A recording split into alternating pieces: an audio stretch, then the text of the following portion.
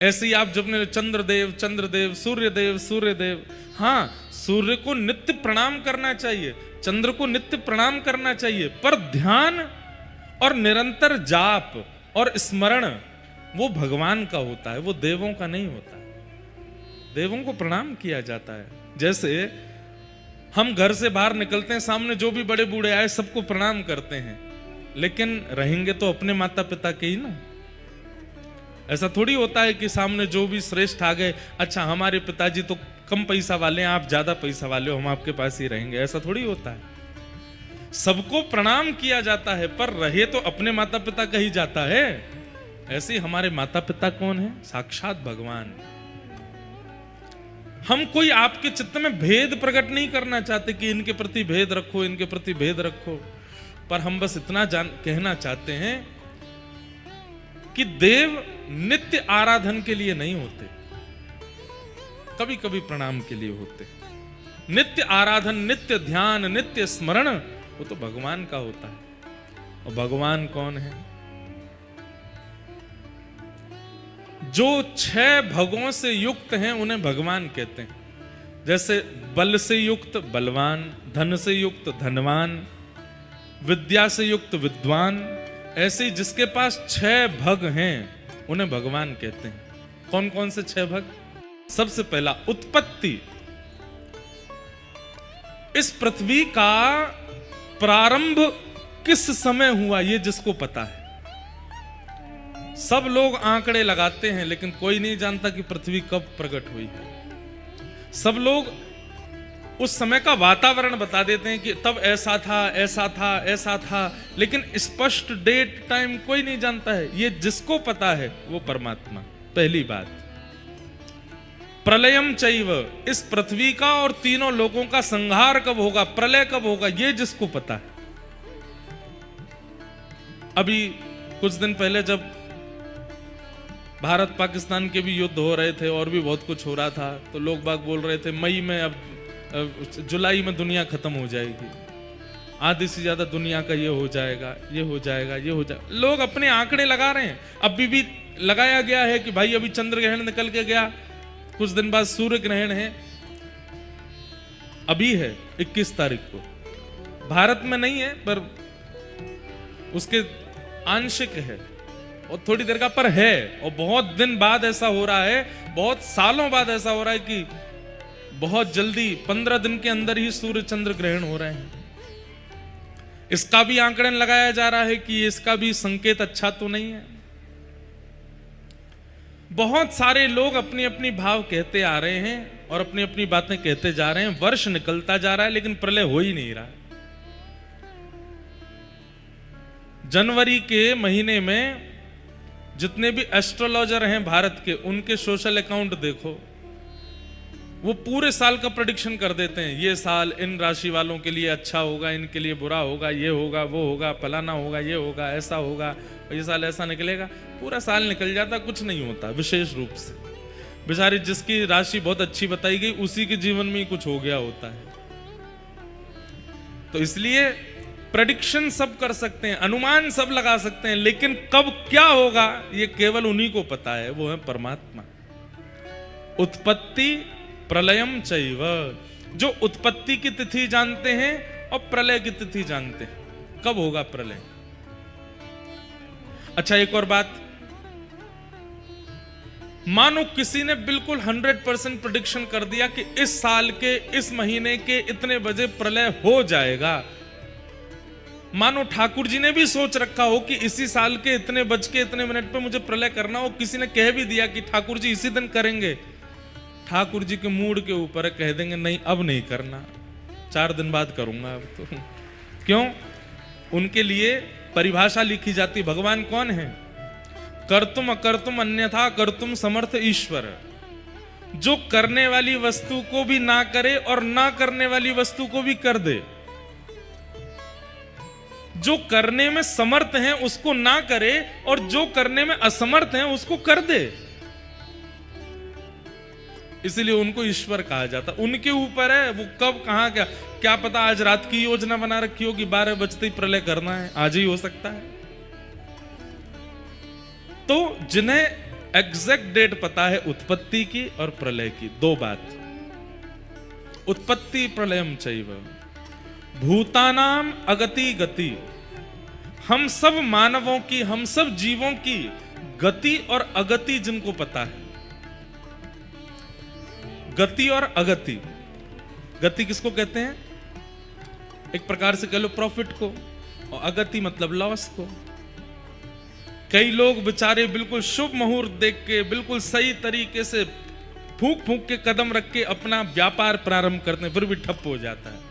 और कई लोग रात में सोची, सुबह प्रारंभ किया, वो 4 महीने में ऊपर पहुंच गए। तो किसकी कहां गति है, कहां अगति है, कोई नहीं जानता। जिस कन्या को 6 महीना पहले पसंद किया था, 6 महीना में ऐसी लगने लगी कि महाराज इससे बढ़िया तो दुनिया में कोई है ही नहीं। और ब्याह के 4 महीना बाद पता चला कि हो गया कल्याण। केवल कन्या नहीं, पुरुष भी ब्याह से पहले तो ऐसे लग रहे थे कि महाराज ये तो नहाते हैं, धोते हैं, बढ़िया इनमें से सुगंधी आती है। ब्याह के बाद पता चला 3 महीना हो गए, नहाया ही नहीं है, केवल तौलिया से पहुंच के आ जाता है बाहर। तो कौन कैसा है, किसकी क्या गति है, अगति है, किसके मन में क्या चल रहा है, ये जिसको परिपूर्ण रूप से पता है, वो भगवान। कान पकड़ के क्षमा प्रार्थी होते हुए हम एक बात कहते हैं, दुनिया में कितनी भी बड़ी ताकत आ जाए, लेकिन किसके मन में क्या चल रहा है ये कोई नहीं बता सकता। आप उसमें भी केवल अनुमान ही लगा सकते हो। पत्नी पूरा जीवन पति के साथ व्यतीत कर लेती है, कितने रहस्यों को छुपा करके। पति पूरा जीवन 50वीं एनिवर्सरी बना रहे हैं दोनों। 50वीं एनिवर्सरी पर, अब की बार किसी की 50वीं एनिवर्सरी हो तो मेरी कही एक काम करना, तो जो बच्चे हों घर के वो कहना चलो दादी दादा ही बनेंगे 50वीं एनिवर्सरी पे। तो बोले अब हम आपको एक टास्क दे रहे हैं, क्या? दादाजी ऐसी कोई बात दादी को बताओ जो आपने पूरे जीवन नहीं बताई, और फिर दादी भी बताओ। आप देखना एक नहीं 10-10 बातें होंगी जो दोनों ने बताई नहीं, और 50 एनिवर्सरी हो गई। 50वीं एनिवर्सरी में इसलिए कर लेना इस काम को क्योंकि फिर तलाक तो कोई मतलब नहीं ना उसका। वो 10 बातें बता भी देंगे तो फिर अब कहां जाएंगी बेचारी। तो 10-10 बातें दोनों, 10-10 भी कम बता रहे हैं, 100 बातें भी निकल सकती हैं जो बताई ही नहीं है आज तक। इतने रहस्यमय हैं हम लोग, हमसे ज्यादा रहस्यमय दुनिया में कोई नहीं है। हमसे बड़ा रहस्य, हमसे बड़ा वंडर इस दुनिया में कोई नहीं है। इस दुनिया के वो क्या बोलते हैं 8 अजूबे हैं, 9वें अजूबे हम हैं। हम सबके पास ऐसे ऐसे रहस्य हैं कि जो कोई नहीं जानता उसको, लेकिन ठाकुर जी सब जानते हैं, सब पता उनको, A to Z एवरीथिंग। तो भूतानाम अगति गति और वेत्ति विद्याम अविद्याम च। जो विद्या और अविद्या दोनों के जानकार हैं, कौन कैसा है, कौन कितना है, कौन कहां है, कौन कहां नहीं है, क्या श्रेष्ठ है, क्या अश्रेष्ठ है, क्या उचित है, क्या अनुचित है, ये जो जानते। अब महाभारत युद्ध में कहते हैं अश्वत्थामा हता, बोल दो बोल दो बोल दो, जोर से बोलो, अश्वत्थामा मारा गया। अब लोगों को यह लग रहा है कि भगवान झूठ बुलवा रहे हैं, युधिष्ठिर से कह रहे हैं कि अश्वत्थामा हता, बोल दो, अश्वत्थामा मारा गया।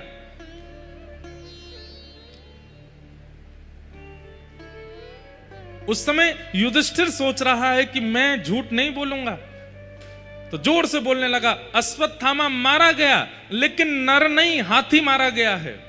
अश्वत्थामा नाम का एक हाथी भी था। तो जैसे ही बोलने लगा नर नहीं हाथी मार, भगवान ने शंख बजा दिया जोर से, वो सुनाई ही नहीं दिया। क्योंकि द्रोणाचार्य जी का नियम था कि मेरा पुत्र जब तक रहेगा तब तक मैं युद्ध करूंगा, मेरे पुत्र की मृत्यु की खबर मिलते ही मैं युद्ध त्याग दूंगा, अपने धनुष बाण छोड़ दूंगा। भगवान चाहते थे कि ये धनुष बाण छोड़ें, तो युधिष्ठिर से बुलवाया कि बोल दो अश्वत्थामा मारा गया। अश्वत्थामा मारा गया बोलते ही वो स्पष्टीकरण भी कर रहा था, नर नहीं मरा है, हाथी मरा है। भगवान ने शंख बजा दिया, द्रोणाचार्य जी को सुनाई नहीं दिया कि हाथी मरा है। अब यहां पर हम लोगों को यह लगेगा कि भगवान ने यहां तो गलत किया, एक प्रकार का ये झूठ है, क्यों बुलवा रहे हैं युधिष्ठिर से। लेकिन नहीं, यहां ठाकुर जी पूर्ण धर्म का पालन कर रहे हैं। युधिष्ठिर अपनी तरफ से कह रहा है कि हाथी मारा गया, नर नहीं मारा गया। भगवान इसका स्पष्टीकरण कर देते हैं, बोले जो अश्वत्थामा कुनीति करता है, बालकों की हत्या करता है, दुर्विचार दुर्व्यवहार करता है, वो जीवित कैसे हो सकता है? उसका अंदर का इंसानत्व जो है, उसके अंदर का जो मानवता है, वो तो मर चुकी है ना। तो तुमको बोलने में क्या लज्जा आ रही है कि अश्वत्थामा मारा गया? भाई मैं जीवित हूं, लेकिन मेरे अंदर मानवता बिल्कुल जीवित नहीं है। मैं दया करता नहीं, किसी पर भी क्रोध करता हूं, किसी के साथ भी गलत व्यवहार कर लेता हूं, किसी के भी धन को हड़प लेता हूं, किसी के साथ भी कुछ भी व्यवहार कर लेता हूं। तो मैं नाम का मानव हूं, पर मेरे अंदर जो मानवता है वो तो मारी जा चुकी है ना। ठाकुर जी युधिष्ठिर से कह रहे हैं, बोले क्यों बोलने की जरूरत है कि हाथी मरा, मानव नहीं? बोले मैं झूठ नहीं बोलूंगा। अब अच्छा, अश्वत्थामा मानव भी मारा जा चुका है, क्योंकि उसके अंदर मानवता बची नहीं है। अब वेत्ति विद्याम अविद्याम च, कब कहां क्या कैसे करना है ये सब जानते। सवाच्यो भगवान इति, वो भगवान है। और ये 6 के 6 लक्षण आपको किसमें दिखेंगे? श्री कृष्ण में दिखेंगे। ये 6 के 6 लक्षण पर ब्रह्म नारायण में हैं, और वही नारायण श्री कृष्ण रूप में प्रकट हुए हैं, वही नारायण राम रूप में प्रकट हुए हैं, वही नारायण नृसिंह रूप में प्रकट हुए हैं, वही नारायण वराह रूप में प्रकट हुए हैं।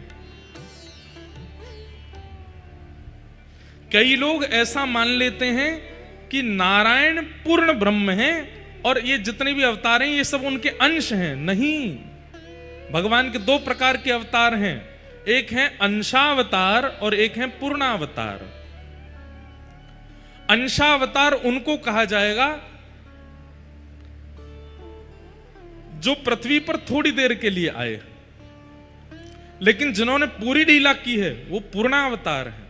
जैसे राम कृष्ण, ये भगवान के अंश नहीं है, भगवान ही पधारे हैं। लेकिन जैसे कूर्मावतार, मत्स्य अवतार, कच्छप अवतार, ये भगवान के अंशावतार। इसलिए भगवान कौन है? जो ये 6 भगों से युक्त हैं वो भगवान है। और वही नारायण हैं तो कृष्ण वृंदावन में। लेकिन ठाकुर जी मन में ये सोच रहे हैं कि ये ब्रजवासी मोह प्रणाम ना करेंगे। मैं चाहे इन तक कितनों कह लूं मैं जय जय हूं, मैं भगवान हूं, मोह प्रणाम कर लो, मोह वंदन कर लो, जो मोह प्रणाम ना करेंगे। एक बार ठाकुर जी ने किया भी, एक बार नहीं अनेक बार किया ऐसा। ठाकुर जी ने सब सखानते कही, बोले भैया तुम सबन ने एक सांची बात कहूं? बोले कहा, मैं भगवान हूं, मैं परमात्मा हूं। एक दिन ठाकुर जी ने प्रयास किया कि मैं सब ग्वाल वालों को चतुर्भुज रूप का दर्शन करा देता हूं। मेरे चतुर्भुज को देख करके ये लोग मुझे भगवान मानेंगे, कम से कम प्रणाम तो करेंगे एक बार। और मेरे को प्रणाम करने से इनके जन्म जन्मांतरों के पाप आदि जो हैं सब नष्ट हो जाएंगे। और देखो, पाप तो ब्रजवासियों के बच्चे ही नहीं है, लेकिन ठाकुर जी को बालक मान करके ये जो लीला कर रहे हैं उसमें जो सूक्ष्म सूक्ष्म अपराध बन रहे हैं। कैसे अपराध? अब मधुमंगल ठाकुर जी की चोटी पकड़ लेता है, वो लाला तुम रोज घोड़ा बनावे, आज तू बन। और ठाकुर जी घोड़ा बन जाए, मधुमंगल ऊपर चढ़ जाए। अब ये सूक्ष्म अपराध है ना, ठाकुर जी को आप घोड़ा बना के घूम रहे हो। लेकिन ये तो ब्रजवासी हैं, ये लाला को परमात्मा थोड़ी माने। तो ठाकुर जी ने मन में विचार किया, ये छोटे छोटे इनसे जो अपराध बनते हैं उनकी निवृत्ति के लिए अगर ये मुझे प्रणाम कर लेंगे मन से, तो इनके सारे अपराध दूर हो जाएंगे। तो ठाकुर जी ने एक दिन विचार किया और सबरे सखा इकट्ठे किए, बोले सुनो मैं जय जय हूं। ब्रजवासी बोले लाला तू देख, या बातें मत करे कर, चाहे तेरे जो मन करे वो कर ले कर, लेकिन तू जय जय या बातें मत कह कर। ठाकुर जी बोले एक रूप दिखाऊं अपना? बोले दिखाओ। इतने में ठाकुर जी ने 2 भुजा और प्रकट कर ली, शंख चक्र गदा पद्म धारण कर ली और धारण करके दर्शन कराए। जैसे चतुर्भुज रूप में दर्शन कराए, पहले तो ब्रजवासी आंख खोल करके देखने लगे, मुंह खुले रह गए, आंख खुली रह गई। ठाकुर जी को लगी अब ये मुंह को प्रणाम करेंगे। इतने में ही सब ग्वाल बाल थोड़ी देर बाद बोले लाला जे 2 भुजा कहां से लेके आयो तू? हमू बता दे दुकान को नाम। ठाकुर जी बोले ले दुकान को नाम पूछ रहे हैं। लाला ही सुदर्शन चक्र बहुत जोर को लेंगे मुंह दे दे, मैं घुमाऊंगा या को ये गदा बहुत बढ़िया लग रही है, लियो या मैं लेके जाऊं। चारों आयुध लेके भाज गए सब रे। यशोदा मैया से जाके कह रहे मैया तेरो लाला कोई दुकान ते 2 हाथ बनवा लाए और 4 भुजा धारण करके घूमे। ठाकुर जी बोले जे ना मानेंगे मैं परमात्मा। तब ठाकुर जी ने विचार किया ऐसा क्या करें कि एक बार मेरी आराधना तो कर लें। तब ठाकुर जी ने सोचा कि श्री गिरिराज मेरा रूप है, अगर उनकी आराधना करवा लूंगा, उनकी पूजा करवा दूंगा तो मेरी पूजा का फल इनको प्राप्त हो जाएगा। और श्री ठाकुर जी ने फिर ये योजना बनाई और ब्रजवासियों से जाकर के कहा भैया चलो गिरी पूजेंगे। और अब सब गिरिराज जी पूजवे के काजे पहुंचे। 56 भोग लेकर के, अन्नकूट की सामग्री लेकर के सब लोग पहुंचे। वहां जाके गिरिराज जी को पूजन कियो और वहां श्री गोवर्धन रूप धारण करके ठाकुर जी जैसे ही प्रकट भये, प्रकट है करके लाओ ब्रजवासियों भोग। सब ब्रजवासी से मांगन लगे एक रूप से गिरिवर पूजे, एक रूप पुजवावे। एक रूप से तो ठाकुर जी पुजारी बने हैं और एक रूप से ठाकुर जी बने हैं। कितनी सुंदर स्वरूप है। बस जो पुजारी हैं वो 2 भुज वाले हैं और जो ठाकुर हैं वो 4 भुजा वाले हैं। दूसरा अंतर क्या है, जो पुजारी हैं वो केवल पगड़ी पहन के बैठे हैं और जो ठाकुर जी हैं उन्होंने मुकुट पहना है, विशेष श्रृंगार किया है, खूब सारे आभूषण पहन रखे हैं। सब ब्रजवासी आनंदित हो गए। तभी वहां नारद जी आए और 56 भोग की सामग्री में से कुछ सामग्री ले जा करके, कल कितना सुंदर 56 भोग हुआ, आप लोगों ने दर्शन किए थे कल। कई लोग तो बिना किए चले गए। कल कथा के बाद पीछे ठाकुर जी का 56 भोग मनोरथ हुआ। कितनी शुद्धता, कितनी पवित्रता से पूरा मनोरथ किया। देखो बंधुओं, अपने सुख के लिए जब हम उत्सव करते हैं ना तो हम शुद्धता, पवित्रता इन सब का ध्यान नहीं रखते। बस अच्छा बनना चाहिए, सब कुछ सबको दिखना चाहिए कि हमने ऐसा किया। लेकिन ऐसा कल नहीं था। बाकायदा सब हमारे ब्रज के, सब हमारे गिरिराज जी के सेवक जन आए, हमारे सब ब्रजवासी बंधु आए। पहले दिन से ही आकर के सब सामग्री सिद्ध की, दूध घर की सामग्री, सकड़ी सामग्री, अनसकड़ी सामग्री, और पूरी सामग्री के नीचे पहले गोबर को लेप लगाए गयो, हल्दी से चारों तरफ परकोटा बनाए गयो, सब में तुलसी छोड़ी गई। बाकायदा जैसे आरती वंदन पूजन होना चाहिए वैसे कियो। ठाकुर जी के सन्मुख सामग्री पधराने के बाद में 4 पद गाए गए, तब तक पर्दा नहीं खोले गए, किसी को दर्शन नहीं होंगे। और जब ठाकुर जी ने आरोग ली फिर पर्दा खोल के सबको दर्शन कराए। कितने भाव से इसमें ठाकुर जी के सुख का विचार किया गया था उत्सव में, और यही होना चाहिए। कभी भी कोई भी उत्सव कीजिए, अपने सुख का विचार करके ठाकुर जी को मत तैयार करो, ठाकुर जी के सुख का विचार करो कि उनको सुख मिलेगा। आज नौका विहार है और आज ठाकुर जी नौका विहार करेंगे। अब देखेंगे जाके कैसी वहां आज भी ठाकुर जी के सुख का विचार होगा। हमने तो पहले ही कल भी कहा था नौका विहार का समय नहीं है, पर क्योंकि सारी नदियों में बाढ़ आ रखी है इसलिए नौका विहार हो जाएगा। वृंदावन में इतना पानी भर गया कि आधे से ज्यादा वृंदावन के लोग सब्जी मंडी भी नाव चला के ही जा रहे हैं। तो आधे से ज्यादा वृंदावन में जो ठाकुर जी बैठे हैं उन क्षेत्रों में, उनको भी कहीं जाना होता होगा तो नाव से ही जा रहे होंगे। तो उस बहाने नौका विहार चल रही है, उसी बहाने से आज यहाँ भी नौका विहार होगी। पूरा जो अब उसको हम स्विमिंग पूल तो बोलेंगे नहीं, आज से वो सरोवर हो गया है। उस सरोवर का सारा पानी निकाला गया, पूरा उसको धो करके साफ करके उसमें पवित्र नदियों के जल डाले गए हैं, कमल पुष्प आदि सब पधराए गए। अभी हमने देखा नहीं है, देखूंगा मैं तो जाके। कथा के बाद आज नौका विहार का दर्शन होगा। ठाकुर जी के सुख का विचार करना चाहिए, उनको प्रिय लगे, उनको सुख लगे। तो नारद जी महाराज आए और 56 भोग की सामग्री में से कुछ सामग्री ले जाके इंद्र को पवाने लगे। इंद्र ने जैसी पाया बोला भैया कहां से लाए इतनी बढ़िया सामग्री? बोले कि ये तो व्रजमंडल में आजकल तुम्हारी पूजा बंद हो गई है, इंद्र की पूजा बंद हो गई है, कन्हैया ही दो रूप धारण करके एक रूप से पूजा कर रहा है, एक रूप से पुजवा रहा है। तो वहीं से हमको लगा कि सामग्री बहुत बढ़िया बनी है, तुमको भी पवानी चाहिए। इंद्र को जैसे ही पता चला कि ब्रजवासियों ने मेरी पूजा बंद कर दी, मेघ मालाओं को अब देखो, सब लोग इधर देखो,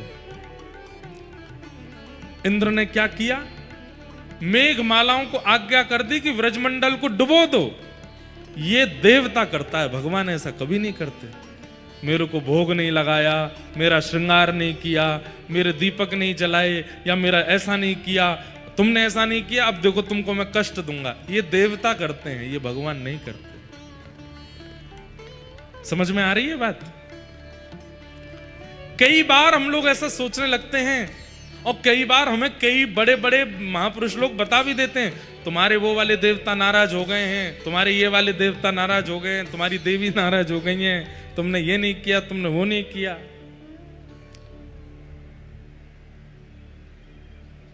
भगवान सबके हैं, ये बात आप मानते हैं? आपके हैं, तोता के हैं, कबूतर के हैं, मोर के हैं, गैया के हैं, मछली के हैं, हाथी के हैं, घोड़ा के हैं, सबके हैं ना ठाकुर जी? गधा के भी हैं, सबके ठाकुर जी हैं। 8 अरब तो केवल मानव हैं पृथ्वी पर, और उससे भी ज्यादा होंगे, और ये केवल 1/3 हिस्से में है पृथ्वी के। आधी से ज्यादा पृथ्वी तो पानी से ढकी है, उसमें जितनी मछलियां हैं उनके भी ठाकुर जी हैं। आकाश में उड़ने वाले पशु पक्षियों के भी ठाकुर जी हैं, जंगल में रहने वाले हिंसक जीवों के भी ठाकुर जी हैं। और इतने बड़े पृथ्वी के हिस्से को ठाकुर जी पता क्या कहते हैं? मेरे शरीर में जितने रोए हैं, प्रत्येक रोए में करोड़ ब्रह्मांड हैं, एक ब्रह्मांड में एक पृथ्वी होती है। ध्यान से सुनिएगा, पूरे ब्रह्मांड, ब्रह्मांड यानी कि यूनिवर्स, यूनिवर्स में एक पृथ्वी है। ऐसे करोड़ ब्रह्मांड भगवान के एक रोए में हैं। तो सिर के एक बाल से लेके पैर तक कितने ब्रह्मांड हैं और कितनी पृथ्वी हैं हमें पता ही नहीं है। और प्रत्येक पृथ्वी के प्रत्येक व्यक्ति की भगवान फिक्र करते हैं। इतने विशाल इस ब्रह्मांड में, इतने विशाल इस यूनिवर्स में, करोड़ों यूनिवर्स में मेरे दीपक ना जलाने से भगवान को कोई फर्क पड़ेगा? उन्हें तो पता भी नहीं होगा कि मैं और आप कोई हैं भी। पता तो उनको है, पर उनको कोई फर्क नहीं पड़ता। जैसे एक छोटा बालक, बहुत छोटा सा होता है ना, वो जब माँ की गोद में आता है तो कई बार उसको हाथ पैर चलाने नहीं आते, तो अपनी माँ के गाल को ऐसे पकड़ लेता है। तो माँ कोई नाराज होती है तो हाथ हटा लेती है, और तेजी से हाथ पकड़ने पर माँ को कोई पीड़ा भी नहीं होती। ऐसे ही संपूर्ण ब्रह्मांड में ठाकुर जी कब कहां किस रूप में विलास कर रहे हैं, हमें तो उसका सुख होना चाहिए।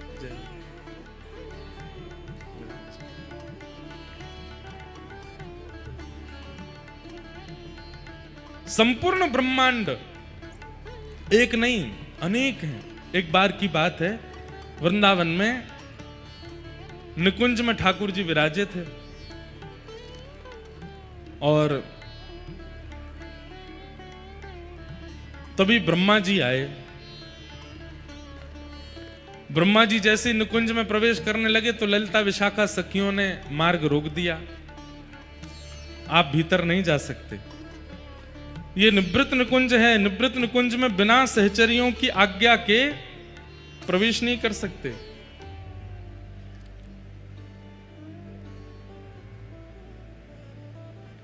हमारे श्री हरिदासी परंपरा में एक भाव गाते हैं, कुंजी नित्य विहार की श्री हरिदासी पास। कुंजी कहते हैं चाबी, चाबी नित्य विहार की। ठाकुर जी का जो नित्य विहार चल रहा है, जिस स्थान पर विहार चल रहा है, वहां की जो चाबी है वो किन के पास है? बोले श्री हरिदास जी के पास है, या हरिदासियों के पास है। हरिदास जी कौन है? श्री ललिता जी के अवतार। श्री ललिता जी हरिदास जी के रूप में आई हैं। मतलब ललिता विशाखा की आज्ञा के बिना ब्रह्मा भी निवृत्त निकुंज में प्रवेश नहीं कर सकते। तो ब्रह्मा जी आए और आकर के जैसे निवृत्त निकुंज में प्रवेश करने लगे, वृंदावन में प्रवेश करने लगे, तो ललिता विशाखा जी ने द्वार रोक दिया, आप भीतर नहीं जा सकते, अभी ठाकुर जी का नित्य विहार चल रहा है। तो ब्रह्मा जी व्यंग में हंस करके बोले आपको भी पता नहीं है मैं कौन हूं। ललिता जी बोली कौन हूं आप? बोले मैं ब्रह्मा हूं। बोले अच्छा ब्रह्मा हूं? कौन को रो रहा भैया? अरे मैया तेने का ठानी मन में, छोरा छोड़ दियो वन में। ऐसी जोर तो रो रहा है। हम क्या बता रहे थे वो सुनो, बड़ी अच्छी बात है। तो ललिता जी बोली आप कौन हो? तो ब्रह्मा जी हंस करके बोले आप अभी हमें जानती नहीं हो, हम ब्रह्मा हैं। अच्छा क्या काम है आपका? बोले दुनिया बनाते हैं हम, सृष्टि पूरी हमने बनाई, और ये जिस निवृत्त निकुंज में हमको घुसने से मना कर रही हो ये भी हमने ही बनाया है, तुमको भी हमने ही बनाया, ये विशाखा भी हमने बनाई, सब हमने बनाए हैं, सब हमारी कृति है। अच्छा आप तो हमें रोक रही हो, लेकिन ठाकुर जी को अगर पता चल गया ना कि द्वार पर ब्रह्मा आया है, खुद दौड़ करके बाहर आएंगे मुझसे मिलने के लिए। ललिता जी बोले अच्छा आप इतने बड़े हो? बोले हाँ, रुक जाओ मैं भी पूछ के आती हूँ ठाकुर जी से।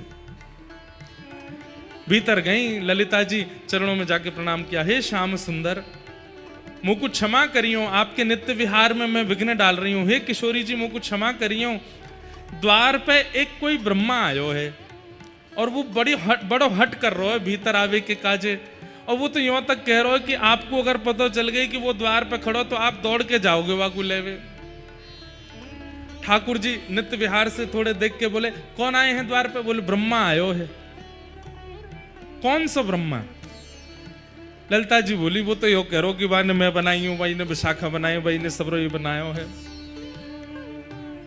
ठाकुर जी बोले वाह ब्रह्मा ते जाके यो कहियो मेरे एक रोए में करोड़ों ब्रह्मांड हैं, एक ब्रह्मांड का अधिपति एक ब्रह्मा होता है, मेरे एक रोए कूप में 1 करोड़ ब्रह्मांड हैं, तो 1 करोड़ ब्रह्मा तो एक रोए कूप में है। अब सिर से लेके नीचे तक जितने रोए हैं गिन लो, एक रोए में 1 करोड़ ब्रह्मा है। इतने करोड़ ब्रह्मा तो मेरे अंग में, ये कौन से ब्रह्मांड को ब्रह्मा ये पूछ के आओ। मेरे आगे वाले रोए को ब्रह्मा है, ब्रह्मांड को ब्रह्मा है कि पीछे वाले को है कि सिर वाले को है कि पैर वाले को, ने पूछ के आओ। ललिता जी बोली अभी जाऊं। ब्रह्मा जी बाहर खड़े हैं। ललिता जी आई तो ब्रह्मा जी आपने मेरा परिचय दिया? बोले हाँ परिचय तो दिया। उन्होंने कुछ पूछा है वो बताओ। बोले क्या पूछा है? बोले ठाकुर जी के सिर से लेकर नीचे तक कितने रोए हैं आपको पता है? ब्रह्मा जी बोले ये किसको पता होता है? बोले नहीं आपने पूरी दुनिया बनाई, आपको पता तो होगी कितने रोए होते हैं। बोले लगभग 3-3.25 करोड़ के आसपास रोए होते हैं एक व्यक्ति के शरीर में। बोले अच्छा, तो ठाकुर जी कह रहे हैं मेरे एक रोए में 1 करोड़ ब्रह्मांड हैं, एक ब्रह्मांड का अधिपति एक ब्रह्मा होता है। आप कौन से वाले रोए में कौन से ब्रह्मांड के ब्रह्मा हो? वो ठाकुर जी पूछ रहे हैं। सुनते ही ब्रह्मा जी मूर्छित होकर गिर पड़े वहीं पर, और जब होश में आए तो बोले मेरे अलावा भी ब्रह्मा हैं। बोले तुम्हारे अलावा कम से कम 3000 करोड़ ब्रह्मा हैं, तुम कौन से हो? बोले सुनिए आप मना कर दीजिएगा, मैं भूल गया, मेरे को पता ही नहीं कि मैं ब्रह्मा हूं। आज के बाद कभी नहीं आऊंगा निकुंज निवृत्त निकुंज, जब तक ठाकुर जी आज्ञा नहीं करेंगे। लौट गए वहां से।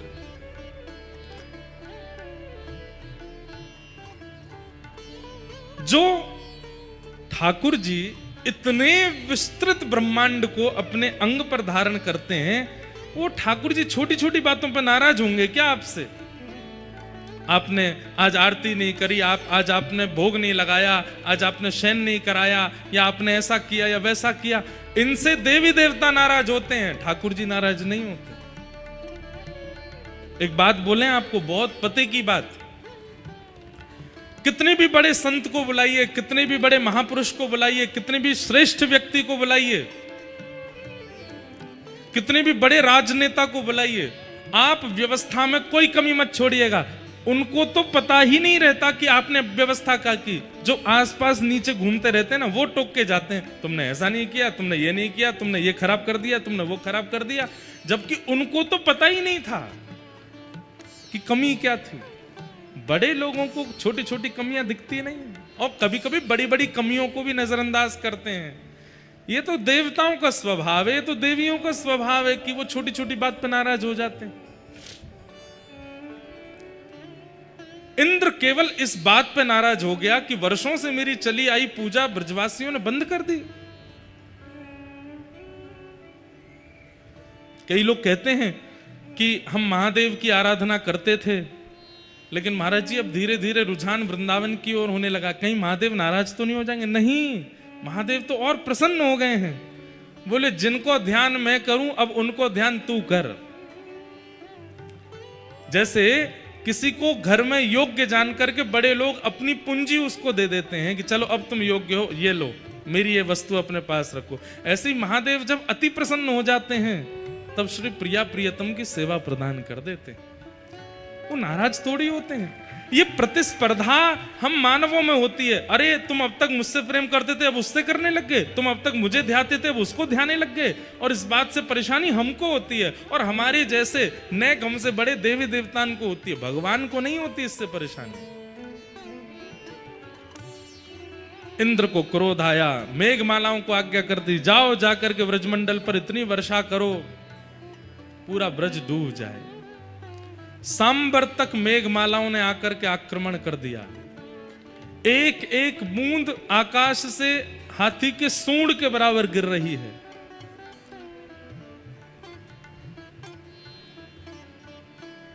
एक एक बूंद हाथी के सूंड के बराबर, मतलब कि चंद सेकंडों में तो कमर कमर तक पानी भर गया। गड़गड़ करके आकाश में बादल गरजने लगे। सब ब्रजवासी त्राहिमाम करके दौड़ने लगे।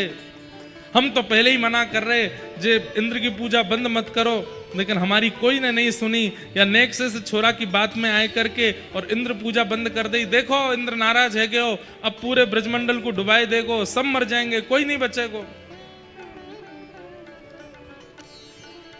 ठाकुर जी बोले भैया जिनकी शरण में आए उन पे भरोसा करो, इतनी जल्दी अविश्वास मत करो।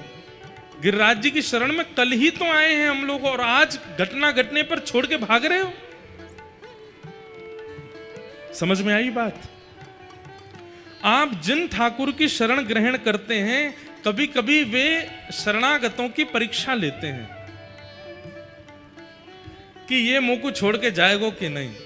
और एक आपत्ति आने पर जैसे ही आपके मन में अविश्वास होता है कि ये भगवान तो हमारी रक्षा कर ही नहीं रहे हैं, हम इनकी शरण में आए फिर भी हम पे आपत्ति आ रही है, ठाकुर जी मानो परखते हैं कि आप कितने श्रेष्ठ हो।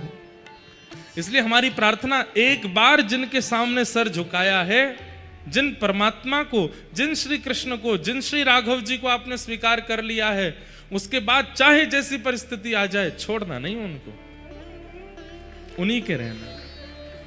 कई बार परिस्थिति आती नहीं है, ठाकुर जी प्रकट करते हैं परीक्षण करने के लिए कि देखें जाएगो कि नहीं जाएगो। भगवान ने कही भैया जिन गिरिराज जी की शरण में आए उन पर भरोसा करो, लेकिन देखा कि सब ब्रजवासी भाग रहे हैं, कोई भरोसा कर नहीं रहा है, तब ठाकुर जी बोले अब मोकू कछु ऐसा करना पड़ेगा जासे इनको विश्वास दृढ़ होए। तब गिरिराज बाबा को प्रणाम कियो, और 7 बरस के ठाकुर जी ने अपनी दोनों भुजान से श्री गिरिराज जी को अधर कियो। एक तरफ से जैसे ही गिरिराज जी अधर भये, भीतर ठाकुर जी प्रविष्ट है गए, और प्रविष्ट है करके 7 कोस लंबे चौड़े गिरिराज पर्वत को अपने बाम हस्त की कन्नी उंगली पर ठाकुर जी ने धारण कर लिया। बोल गिरिराज धरण की श्याम सुंदर श्री यमुने महारानी की जय। पूछरी के लौटा की हुप हुप प्यारे। क्या बात है वंशी वारे।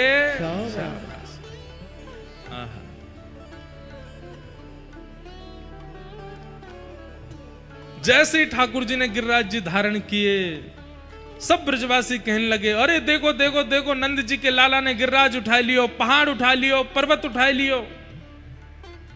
सब ब्रजवासी नीचे पहुंच गए, अपनी अपनी छड़ी लगा करके सब खड़े है गए हैं।